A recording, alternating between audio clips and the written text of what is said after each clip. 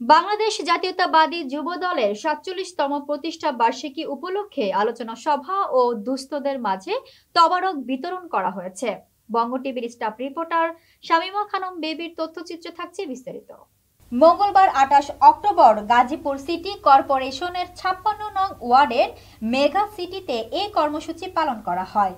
অনুষ্ঠানে প্রধান অতিথি হিসেবে উপস্থিত ছিলেন গাজীপুর ৬ আসনের বিএনপি মনোনয়ন প্রত্যাশী ও টঙ্গী পূর্ব থানার বিএনপির সভাপতি সরকার জাবেদ আহমেদ সুমন সরকার। তিনি বলেন, শহীদ রাষ্ট্রপতি জিয়াউর রহমান উন্নত ও সমৃদ্ধ বাংলাদেশের যে স্বপ্ন দেখিয়েছিলেন তা বাস্তবায়নে যুবদলকে ঐক্যবদ্ধ থাকতে হবে। তারেক রহমানের ৩১ দফা বাস্তবায়নের মধ্য দিয়েই সেই স্বপ্ন পূরণ সম্ভব। আগামী জাতীয় সংসদ নির্বাচনে ধানের শীষের বিজয় নিশ্চিত করতে সবাইকে সংগঠিত হতে হবে।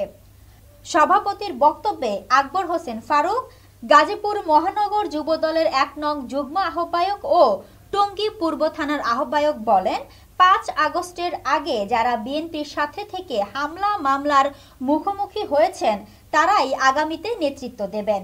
দলের এই ত্যাগী নেতাকর্মীরা বিএনপির শক্তি।